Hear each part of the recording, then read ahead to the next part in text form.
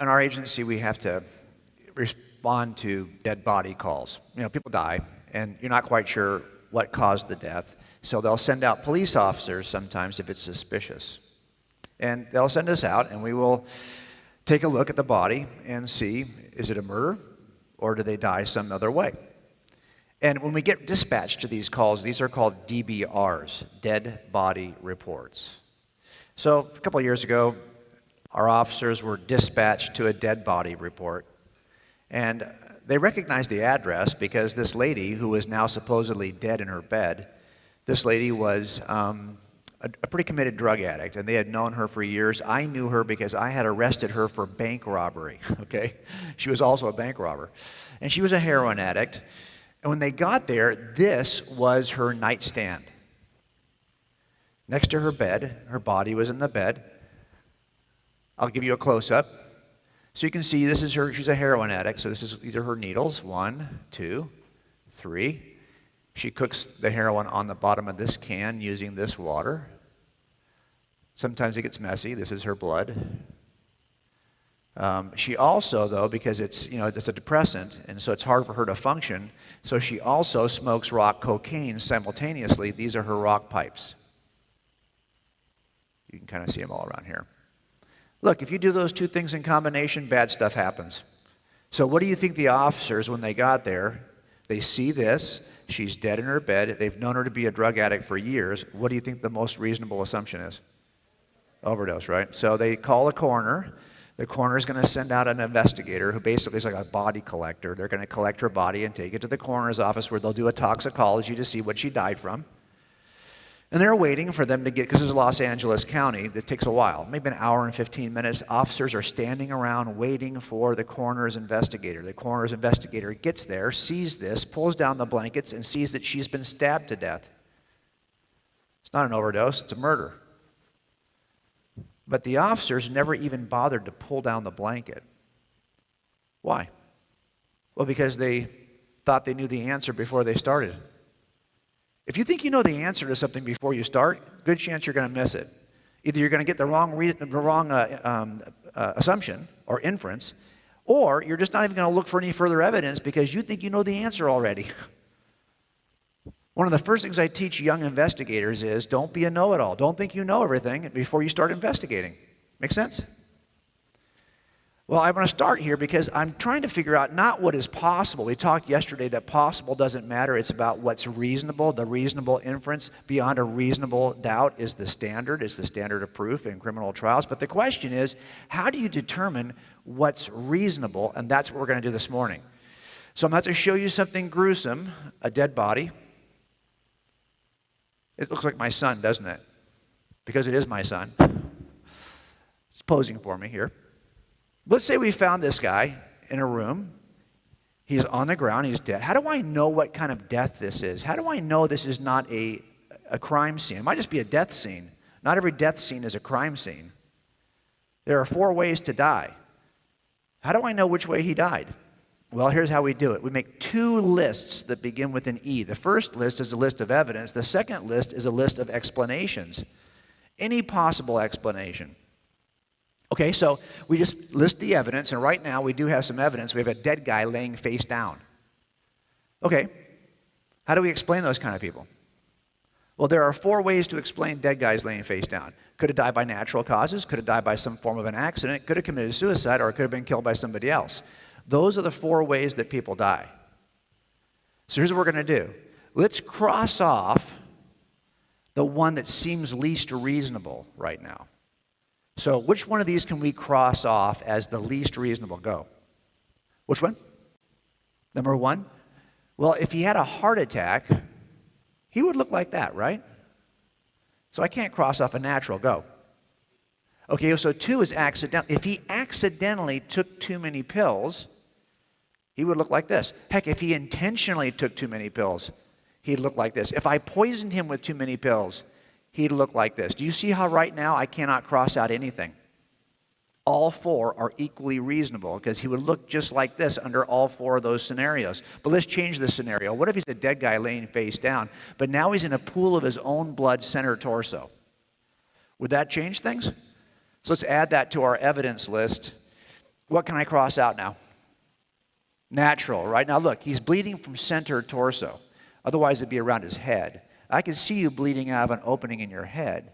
But what is the natural opening in your chest that you're going to bleed out of? I can't think of what it could be. Is it possible? Yes, but it's not reasonable, and that's why I can cross out natural. But until I roll him over and see what this injury is, I really can't cross out anything else. So let's change this scenario. What if he's a dead guy, laying face down, in a pool of his own blood, center torso?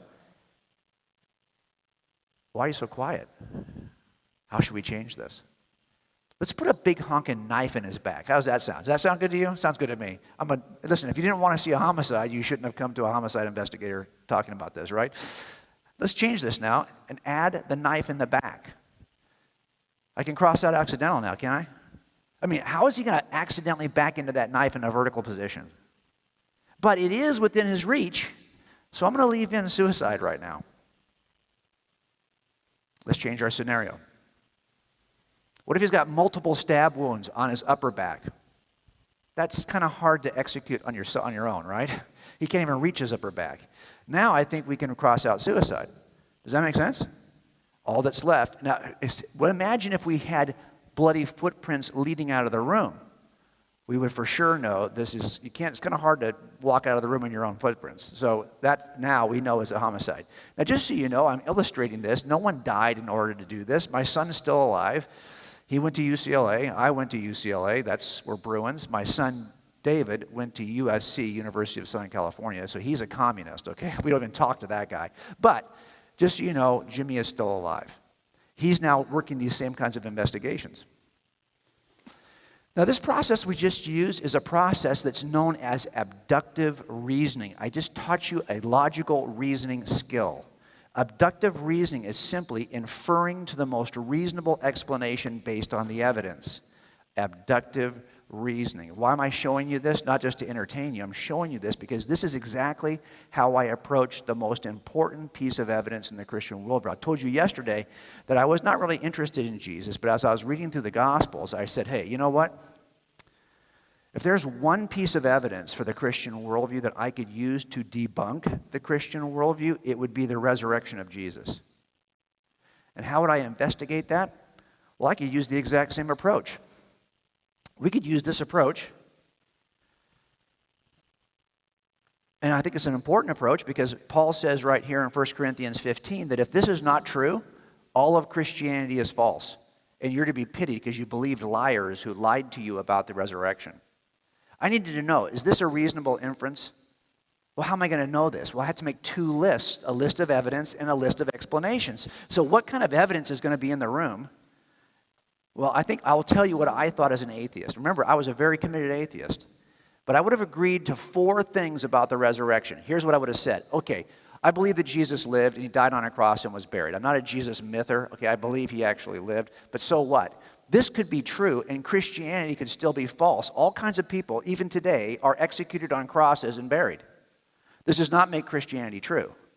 Also, I would have said the tomb is empty because if it's not empty, look, if you want to end Christianity in the first 2 weeks, let me tell you how you do it. You get the body of Jesus and you drag it around town. That will end it immediately. Or you get the people who say he's alive still to recant. Neither one of those 2 things happened. But this does not make Christianity true. These things could be true. I could empty the tomb out. Okay, there's other ways to explain an empty tomb. So these 2 things could be true, and I believe these were true as an atheist, but I still believe that Christianity was false. I also believe that these people said they saw the risen Christ. So what? This could be true, and Christianity could still be false. People say all kinds of crazy things. And yes, they were willing to die for their claims, but so what? People die. I would have given you these 4 things, but I still believe that Christianity was false. You know why? Because I thought there were better ways to explain these 4 things. As a matter of fact, the explanations I would have given you was one of 6 explanations for those 4 things that atheists offer. I'm going to list them here on the wall. There are a total of 7 ways to explain these 4 truths. That's it. I don't know there's an 8th way. If there was, I would have looked at it. The only question is which of these 7 explanations actually makes sense of the evidence. So here's what I decided to do. Same thing I do at death scenes. I'm going to look at the evidence, look at the explanations, cross off the explanations that don't work. Now, the bottom explanation is a Christian explanation. So this one right here is the Christian explanation. But I wasn't going to go there. I figured one of these top 6 would get it done. And so that's what I did. I just focused on those top 6. Let's just do a couple together because we don't have a limited amount of time. Here's the first one. Maybe they were wrong and Jesus isn't really dead on the cross, right? Because if he's not really dead, he's just badly beaten. He goes unconscious. You pull him off the cross. He recovers. He's back to life. Now you have a resuscitation, not a resurrection. He looks like he's back to life, but he was never dead to begin with. Now think about this. I made this case from your scripture. Here's where I did it. I was focused here on the Gospel of John. Look, 2 men were killed with Jesus at the same time. But when they came to collect the bodies, those 2 guys weren't dead. They had to break their legs to make sure they were dead. So why do you think Jesus is dead? If there's 3 on the cross, 2 aren't dead, why would you think, and did they break Jesus' legs to make sure he was dead? No. Okay, so he's not dead yet. Instead, they just stick him with a spear in the side. Really? People survive spears. So I would have said your own scripture demonstrates to me that Jesus is not really dead. Except this part down here bothered me. John, who's a fisherman, said that water came out of his side. What's with the water? I get this part. But what's with this part? You realize that people in the first centuries did not think that John was telling that truly? Christians who read this scripture were like, there's no water coming out of this dude's chest, okay? Why would water come out of his chest? You know why they didn't know? Because they didn't understand the science of death. It turns out that this is a hidden piece of science in scripture that even John didn't know. So John writes this, okay? And then everyone who reads it in the first 500 years is like, no, it couldn't be water. It's got to be some symbol of the baptism, some symbol of the Holy Spirit, some symbol of regeneration. It can't really be water. And all of the church fathers, older members of the church in the first 500 years, when they read this passage, and there they are, they said it's not water. Couldn't be water. Makes no sense. Well, they didn't understand the science. Look, if you've ever been at a car accident, where someone dies in front of you, or you've been at a murder scene, but it's not a murder, it's an assault scene. I get there and they die before I leave. You will see your body does weird things. Your body starts to shut down. That's called circulatory shock. It's trying to conserve energy for the most vital of organs. And if your heart stops, you have cardiac arrest, you're going to suffer one of 2 kinds of effusion. The first one's called pericardial effusion. That's where the water gathers around your heart. But if I stab your chest cavity, you're not going to see water. It's going to look like runny blood because your heart is being stabbed also. The odds of just that thin membrane, not good. But if you happen to be in the right position, water will accumulate in your lungs. That's called pleural effusion. And because that lung is like a sac that holds it separate from your body, if I stab that, you will see the water run out. But nobody knew this back in those days. And even the people who read John didn't know this. John probably didn't know this, but he saw it, so he recorded it. And now you have a piece of hidden science that demonstrates that Jesus' heart actually stopped. But even if you didn't have that, how many of you here have ever touched a dead body? Raise your hand. Some of you have, right? It happens. Some people in adult audiences, I will see people who are working in the professions where they touch dead people, okay? And if you've touched a dead person, you will know that it's not like the movies. It's not like TV. I can tell a dead person from across the room before I even get up on them. Death looks different. I want to teach it to you. Here's why I say this. In the first century, people understood what death looked like. Everyone had touched a dead body. You know why? No funeral homes. No coroners. You bury your own. You also midwife your own. You took all that care on your own. People in the first century would know what death looks like, but we don't. And that's why we think, oh, maybe he wasn't dead. Really? You think they're going to miss the signs of death? Let me teach you the signs of death. I'm going to take you to the Los Angeles County Coroner's Office, okay? This is in downtown LA.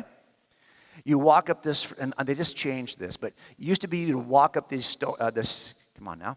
You would walk up these stairs, go in this door, and there's a store right behind this window. I kid you not, it is the Los Angeles County Coroner's gift shop.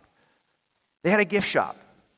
And in that gift shop, you could buy T-shirts like this one. It closed last year. I'm like, really? I have a bunch of these. I'm glad I bought my T-shirts when I did. You can get a mouse pad that says, "We're dying for your business." Yeah, pretty tacky, right? But that's what the counter, that you can buy that stuff there. Now, I'm going to take you inside the coroner's office, because in the bottom, next door, there are the examination rooms. And I wish they looked like this. But they don't, because hundreds of bodies go through these offices every day. And the reason why they're metal is so you can wash them off. And all the blood goes down here. It's a disgusting, stinky place. I have to go to autopsies all the time. If I'm assigned a case, I have to go to the autopsy of the victim. And I go to these autopsies, and I have one suit that is just my autopsy suit because it stinks so bad you cannot get it out of your suit. And believe it or not, there's a sign on the wall behind this clipboard that says, "No eating in the examination room." Like someone's going to eat in there, right? But people actually do. Now, I show you this because there's 3 things that happen to your body when your heart stops beating. I'm going to teach you. I think people in the first century taking Jesus off the cross, they would recognize this. But maybe you haven't thought about it. The first thing that happens is you start to cool down. You will not mistake a living person for a dead person, because dead people get cool to the touch pretty quickly. Pretty quickly. You can feel the difference. That is called algor mortis. This is the mortis triad. The second thing that happens is you start to get stiff. It's called rigor mortis. So if you are in a cross position and you're hanging there for a couple of hours, when we get there, your arms aren't just going to flop back down. Your arms are going to slowly decrease, or you have to push them down. Third thing that happens is probably the most telling. When I get to a crime scene and I roll the body over, if he's laying on his back, when your heart stops pushing blood, gravity starts to draw it. So you will begin to discolor. So I'll roll you over, your back will be discolored, like purple and red, because your blood is settling from the gravity. If you die on a cross, your feet will swell and turn purple. Do you really think that these people taking Jesus' body off the cross would have mistakenly wrapped a living person? Mistaking the living person for... No, this generation knew what death looked like. So is it possible? I always say yes, because anything is possible, but it's not reasonable, and that's why I cross it off. But hey, maybe they were just lying about this. I know some of you folks here like stories and movies about conspiracy theories. Right now, we have got a lot of conspiracy theories in our country. Raise your hand if you like conspiracy theories. Go ahead, raise them real high. Okay, everyone look at these guys. These are the stupid people, okay? Seriously, conspiracy theories? You guys believe conspiracy? Okay. You know how hard it is to pull off a successful conspiracy? If you think you're aware of a successful conspiracy, it wasn't successful by definition. Successful conspiracies nobody ever hears about, right? Okay, how many here have siblings? Raise your hand if you have a sibling. Okay, you have 3 siblings or more. Oh, got a couple. 4 siblings or more. 5 siblings or more. I see a couple still. 6 siblings or more. That means there's 7 of you. 6 siblings or more. I think we're right here. Okay. You have 6 siblings, right? How many siblings do you have? You have 8 siblings. Well, she's going to win, okay? She's just going to win. I have 6 siblings, okay? But I thought I was going to win. But no, you have 8. Okay, good for you. Okay. Have you ever lied to your parents? No. You're a liar right now. Okay. Okay. Do you want me to teach you how to get away with a lie with your parents? I'm going to teach all of you, but I'm going to use you as an example. I'll teach you guys how to lie to your parents. Are you ready? Here's how it works. It turns out to be successful in a lie, in a conspiracy with others, you need 5 things. I'm going to teach you the 5 things, okay? Here we go. First thing you need is you need the smallest number of co-conspirators. So you have 8 siblings. You do not need all 8 involved in the lie. Just involve 1. Okay, good. That's you know what I'm talking about. You already do that. Okay, good. That's good. So you want the small, it's easier for 2 people to lie than it is for 9. Okay? Also, you want to hold it for the shortest period of time. It's harder to tell a lie and keep a secret for a month than it is for a day. So here's my advice to you. You pick the sibling you're going to lie with, and as soon as you're done committing the lie, you have to kill your sibling. Because then it's over. That's a very short conspiracy. Are you not willing to kill your sibling? Yeah, are you willing to? No. Okay, well, I'm going to give you another strategy then. If you don't kill your sibling, you have to have excellent communication. Here's why. One of your parents is going to jam up one of you and say, hey, what's the deal with this? And he's going to start to question you, and you're going to offer a response. You better make sure your sibling knows exactly what you said to repeat the exact same response. That's why as a detective, what's the first thing we do when we have more than one suspect? We separate them before we do interviews because we want to catch them in a lie. So you have to be able to call your sibling and say, hey, I told them this. Make sure you say it the same way. Okay, you're nodding your head like you're good to go with this. Okay, good. 4th thing, you need the strongest possible relationship to do this well. So look, I've got 6 siblings, okay? I'll be honest with you, I like 2 of them, okay? The other 4, not so much, all right? You probably have a similar situation. There are people you're close to and people you're not. You pick the ones you're close to do the conspiracy. They're less likely to rat you off. Last thing, if you can avoid pressure from your parents, don't let them even start asking questions. Make sure whatever you do, you're so good at it, they don't even ask the first question. Now, I'm telling you this because if you think that the Christian story about the resurrection is a big, elaborate lie, a conspiracy, well, then the question has to be, do they possess those 5 things? Look, already there's too many people involved, if you ask me. It's not just James and John and Peter. It's not even just the 12. Acts 1 says in the upper room there were 120 who had seen the risen Christ. That's too many people. Paul says in 1 Corinthians 15 there are 500 who saw the risen Christ on the same day that could be interviewed by the Corinthians. Really? Way too many. If all you did was tell me that was how many we started with, I'm going to say that's not a reasonable conspiracy. If you think that 500 people can keep a secret, you're crazy. But let's play the game of Clue. You guys ever played Clue? This is the original Clue board. This is when I was a kid, okay? This is the only Clue board that counts. Whatever Clue board you're using, it's stupid. This is the original, okay? Now, I'll make the game pieces. You know how this, I'll change the board a little bit. I'm going to make it that area around where Jesus did his ministry, okay? And the game pieces are going to be the disciples. Let's start playing. First of all, there's too many disciples. There are. But if you're thinking, well, maybe they only hold it for a short time. So how long are they holding the conspiracy? Is it 6 minutes, 6 hours, 6 days, 6 weeks, 6 months, 6 years? No, it's 6 decades. You want me to believe that 500 plus people were able to keep a lie for several generations? Like no one at some point is going to say it's not worth it? Are you really? Okay, that's just crazy to me.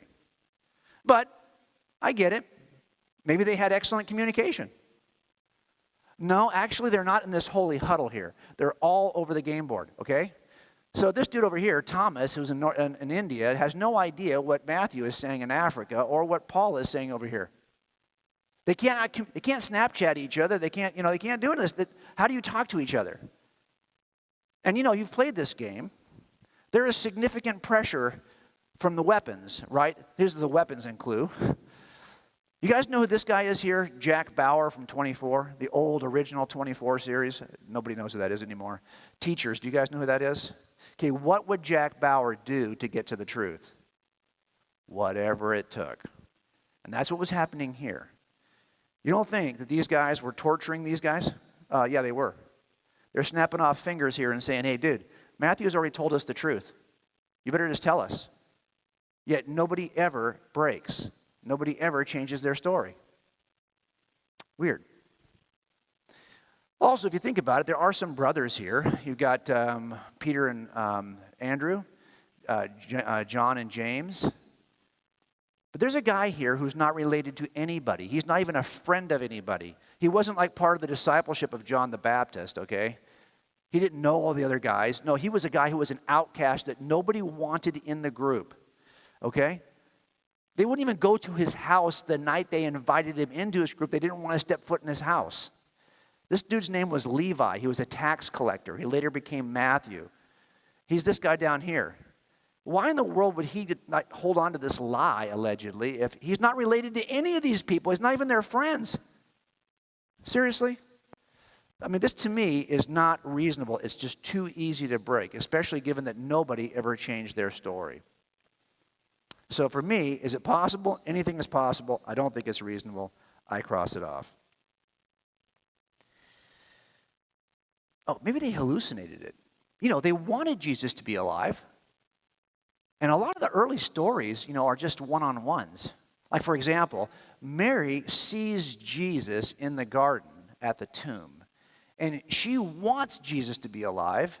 And at first she says, oh, here's the gardener in the tomb, in the garden. And then she goes, oh, it's not the gardener, that's Jesus. No, Mary, it's the gardener. You just think it's Jesus because you want him to be alive and you're by yourself. And other people are by themselves, like Peter here. He's by himself, at least in these two episodes in Scripture. He doesn't want Jesus. Maybe he's hallucinating this too. And you got people like, you know, James. He didn't treat his brother all that well while they were alive, while he was alive. So, you know, maybe he just wanted it and he's by himself.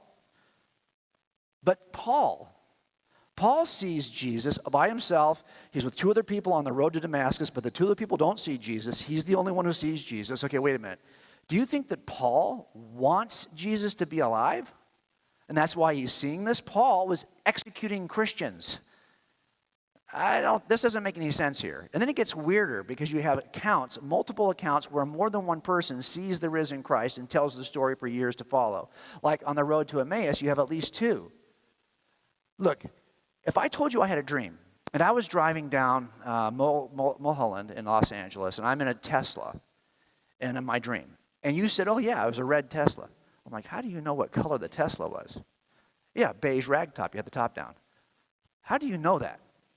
You were listening to music, Ed Sheeran. How do you know that? Like, how would you know what my dream is in my dream? That would freak me out, right? If you know my dreams. We don't have group dreams, okay? The things you have as a group are called memories. So when two people are recalling the exact same details, it bugs me. And this happens over and over again. You have the Marys, right? They require that they actually recite the same thing at the tomb. There's 3 of them. Here there's 7 at the lake. I couldn't even get them all on the same screen. Okay, I tried to. Couldn't all fit. So there's 2 over here. Okay. They all see the same thing. Remember the upper room? No Judas, no Thomas. So we have 10 here who see the same thing at the same time. That bothers me. Then later on, Thomas comes back, and now he joins their group, and now we have several of these where you have at least the 11. That bothers me. And this episode here at the mountaintop, I'm not even sure how many. It's not clear if it's just the 12 or if it's all the other. Remember, there's 120 in the upper room who had seen the risen Christ. I don't know how many are here. It's at least, though, the 11. It's at least those. Then there's this episode here where he's going to ascend into heaven. By the way, forget about the resurrection for a second. What if Jesus never died on a cross? He never rose from the grave. But at the end of his ministry, he rose into the air and ascended into heaven. Would that be enough for you?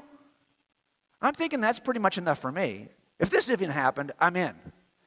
I think a lot of people in this room, if you have doubts, if you saw this dude just ascend into heaven, you would go, well, I'll tell you what, I think I'm in now. Do you want to see it?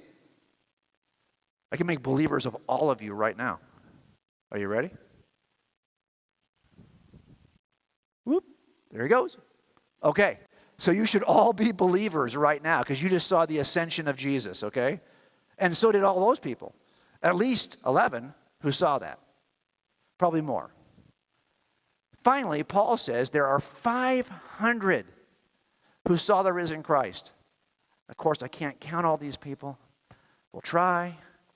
But there's a lot more than I can show you here. As a matter of fact, there's like 450 more over there and there, okay. But there, you get the idea. There's a lot of people here who see the same thing. And by the way, if you wanted to falsify this, oh, I don't believe you had a vision, you had a hallucination, that's not true.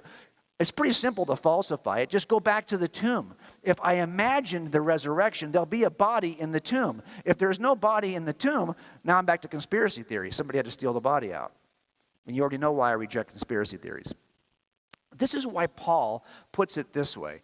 He says, folks, we're not making this, not Paul, Peter, we're not making this stuff up. It's not a cleverly designed story. It's actually what just happened. We saw it. We were eyewitnesses of his majesty. So for me, is it possible? Anything's possible. It's not reasonable, though. I crossed it out. Let me go one more before I wrap this for you guys. Maybe they were fooled by an imposter. You remember, after Jesus comes out of the grave, he appears to look a little bit different. And so like the people on the road to Emmaus, they don't immediately recognize him. Mary does not immediately, well, yeah, because he's an imposter who's pretending to be Jesus. Do you guys know who this is? Adults in the room, do you guys know who that is, teachers? This dude's name is Charles Ponzi. Ponzi schemes are named after Charles Ponzi. He's a con man. You ever heard the expression a con man? You know why we call them con men? Because they have the confidence of the people they're lying to. So you need two things to con people. You need the confidence. You need to know them well enough that they trust you. And you have to know more about the con than they do. You have to have better knowledge about if I'm trying to fool you into a business deal, if you know a lot about business, you'll know I'm lying to you right away because you know more about the business than I do. I have to know more than you. So if you're telling me that there is somebody out here who was able to con the disciples, they would also need these two things: the confidence of the disciples and know more about Jesus than they do. That means it's probably going to be somebody from the inner circle who was there to hear everything Jesus said so he could sound like Jesus later. So who's that going to be? And they're going to need help because we've got to get that empty tomb thing done, okay? So I'm just kind of trying to figure out who this could be. The problem I have with this is that the Jesus after the resurrection is every bit as miraculous as the Jesus. This has got to be a really good con man because he has to do all the magic too. He has to appear miraculously. He has to perform miracles. He has to ascend into heaven miraculously. Really? You think a con man did that? This to me is a weak explanation. But if you ask me, is it possible? I'm always going to say yes. I just don't think it's reasonable, so I crossed it. Do I have time to do one more? I'm going to skip to this next one here. I'm going to skip one. By the way, I'm going to send you all this. That link I gave you yesterday includes this talk, so you'll get all that. All right. This one we talked about yesterday. It's the last one. Were they distorted? In other words, is this a late legend? Jesus lived, but there's no resurrection because that is a late legend. That part's not true about Jesus. Now, you already know that it's not, this is pretty easy to overcome because to be a late legend, you need two things. You need to be late and a legend. But you already know from yesterday that it's not late. Remember, I showed you that timeline. It's early. It's an early story. The resurrection is part of the very first ever recorded documents related to Christianity. And it's not a legend because we traced it over time. Do you remember? That chain of custody shows us that it didn't change over time. So this, to me, if someone told me it's a late legend, I'm going to say, no. There's no way it's a late legend because it's neither late nor distorted. So this, to me, if you said, is it possible? I might say it. And I don't think I can say this one's possible. This one is such a stretch. Now I'm going to go to the last one. This is the Christian explanation. The Christian explanation is simply that those are telling the truth. Those documents are telling, okay, look, every explanation has strengths and weaknesses. Even the true explanation. When I do a trial in front of a jury, I know that my case has some weaknesses, and I know what they are, and I try to protect the jury from the weaknesses in the case, even though I know it's true. Even in cases where afterwards the suspect confesses, I will tell you that there are weaknesses in the case. Complications, things that aren't that clear. I wish I had a better witness for this or for that. I know the weaknesses. These explanations, I think, have weaknesses that are deal killers. But don't think for a second that your Christian explanation doesn't have a weakness, because it does. The weakness the Christian explanation has kept me out of Christianity for a lot of years. Now, I will give you this. The Christian explanation does best explain those four things we're trying to explain. Those four things we're trying to explain are absolutely reasonable if, in fact, he rose from the grave. But I would have said, here's the weakness in your case. The weakness in your case is that it requires a resurrection in the first place. Think about it. You want me to believe that the most reasonable explanation is that a guy returns from the grave. That's just stupid. No way. I don't believe in supernatural things. If it can't be explained with space-time, matter, physics, and chemistry, I'm out. This would have to be something outside of space-time, matter, physics, and chemistry. I'm out. Yeah, but Jim, this is the thing we are investigating. This is the question. Here's the question even better put. We're trying to figure out, are supernatural events ever the most reasonable explanation? Nope. No. We're investigating that claim. You can't start off by saying, no, you haven't investigated it yet. Don't care. Don't believe in the supernatural.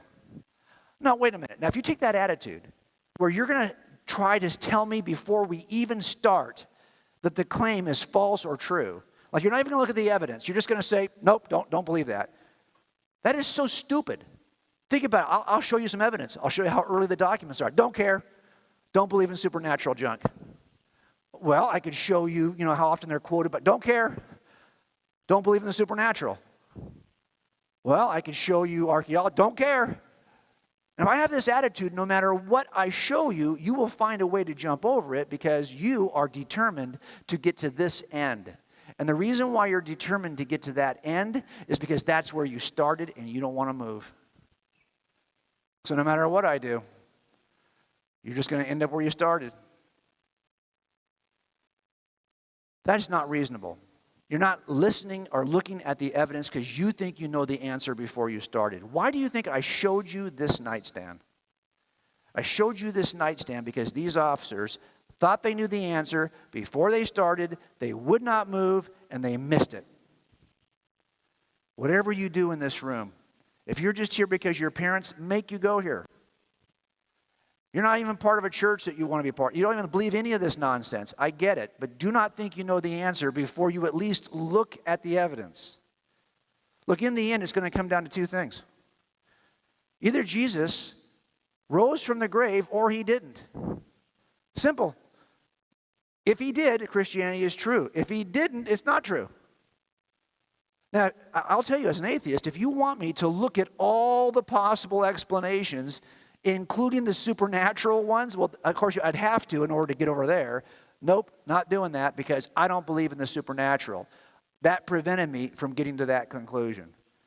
But to be honest, if you look at all the other possible explanations, they don't work. They have their own obstacles. I didn't care. I would have found a way to dig under these, to go around these, to go through these, jump over them, whatever I have to do to get over here. Because I wanted to be here. I didn't care that none of these explanations work. And by the way, when you see people offer you 6 explanations, there's a reason why they're offering 6. They know they don't work. Dude who holds number 5 does not believe that number 1, 2, 3, 4, or 6 works. Dude who holds number 3 does not believe 1, 2, 4, 5, and 6 work. There's so many explanations on this side because everyone knows they don't work. I didn't care. Now take a look at this for a second. Which of these two paths is least encumbered? Which of these two paths has the least number of obstacles? And by the way, there's only one obstacle on the other side, and I put it there. I could easily take it down. This is about my bias against the supernatural. Don't care, I'm not taking it down. I don't believe in the supernatural. If I take it down, do you see how wide open this is? There's only one thing in my way, and it ends up being my bias.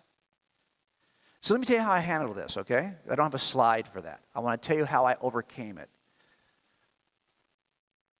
As an atheist, I believed in what's called Big Bang cosmology. That the entire universe came into existence instantaneously in the distant past. Because all of the science, honestly, points to that conclusion. I stayed there very dramatically. That was my stake in the ground. Now, what that says, that science tells us that all things in the universe, all space, time, and matter came into existence from nothing. There was no spatial void and then the universe appeared. No, space is not nothing. Space is something. There was no space before space. There was nothing before space. How can that be? What do we mean by nothing? Aristotle put it this way. It's what rocks dream about. Nothing. That means if there's no space, time, and matter before space, time, and matter, I'm looking for a first cause outside of space, time, and matter, which is the natural world. I'm looking for a cause that's non-spatial, non-material, non-temporal. That's the first cause.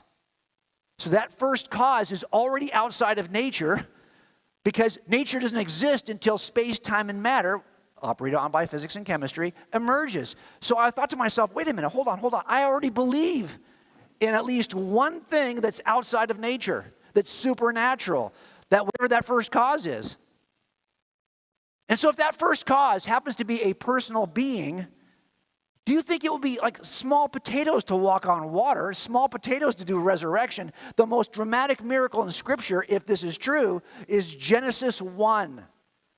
Everything from nothing. And I realized, wow, this is a bias I'm holding. Really, I already believe in at least one extranatural, supernatural cause. So I pulled it down. And then it was pretty clear. At some point I realized the only thing standing between me and the resurrection, me and the cross of Jesus, was me. For some of you in this school, that is your situation too. You're here, you feel like I don't even want to be here sometimes, I get it. School is school sometimes. This is a great school though. But maybe your parents are sending you here and you're not even sure that any of this is true. It may not be a problem with the worldview. It may not be a problem with the Scripture. It may not be a problem with the claim. It might be a you problem. That's what it was for me. So I want to encourage you to open up your minds to the other possibilities. Now, I'm going to send you all this stuff, as I said yesterday, from our website, where I talked to you about our phone app. We also have a show on NRB TV every week, twice a week, and a YouTube channel where we archive everything. So you can go on our YouTube channel and catch all this. And remember, you're going to text me the word detective at 66866. That's how you do it. Send a new text to that number with that word, detective, and I will send you all the rest. Now look, we have, and we did this, we were talking about this before, we have like 5 minutes. Can we do 1 or 2 questions? Okay, so here's the microphone. I try to get a little more time, but if you have a question, raise your hand. I know that the first question is always hard, so we're going to skip it and go to the second question. Does anybody have a question? Raise your hand with the question. Of course, it's way back there. Yeah, make him run. Go all the way back there. Go. Next question needs to be from over here. All right, here we go. Meet me halfway. Come. Where's my, I was going up there. I didn't see your hand. Question. Go. What was your favorite case? My favorite case. Favorite case I had a you case ever tried? from 1979. That is my favorite case. It's called, what is it called on Dateline? I forget what it's called. It's a 2-hour episode, and it's called The Wire. The Wire. You can Google it. It's called The Wire on Dateline. It's an unusual case because the killer used a strangulation device called a garrote. Go. How many cases do you go through in a year?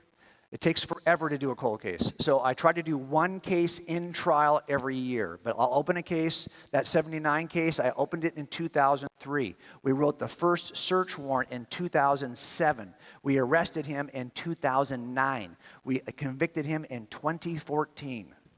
So from 2003 to 2014 for 1 case. But you're working a bunch of cases simultaneously. So, go.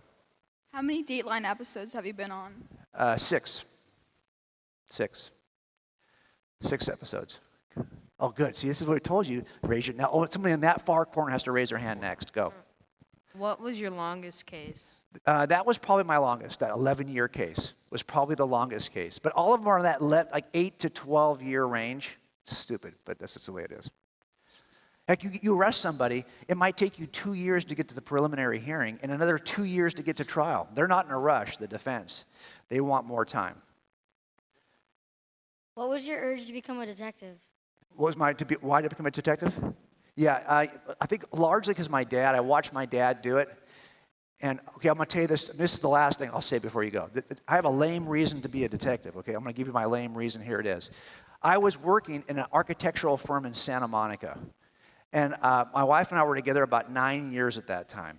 And I looked around the office, and I didn't see anyone who looked like our marriage. Marriage is the highest priority to me. I love marriage even more than I love my wife. Priority. And I looked around that office, and I didn't see anybody. I went to visit my dad. It was a Thanksgiving day. He was a sergeant on the job about 28 years at that time. He's watching TV in his office. He's watching football games on Thanksgiving Day. I said, what are you doing here on Thanksgiving Day watching football games? He has 6 kids at home, my siblings. He's like, dude, I can't watch it at home. I can't get any peace at home. I wanted to work today so I could watch the games. I said, are you kidding me? He says, no. I said, okay, Dad, just tell me. I always wondered, how much vacation do you get? I wasn't raised by my dad, so I didn't know. He says, well, I don't know. Like, I put my days off together. No, I don't care how you do it. How many weeks off a year do you get? He said, I don't know, like 12. I said, you get 12 weeks off a year? He said, well, I gang stuff together to do it. I went home and I told Susie, I'm in the wrong profession. And I joined the police department for that lame reason. And God, I wasn't a Christian yet, and God still used it because somehow through all of this, I learned the process that I actually ultimately used to become a Christian. So when you think that God has got you in some weird place and you're wondering why you're there, trust me, He ends up redeeming all of it. I have a degree in the arts. What am I going to do with a degree in the arts in law enforcement? I spent a lot of it building presentations for juries. So that's what we do now. We're building presentations for you guys. That's it.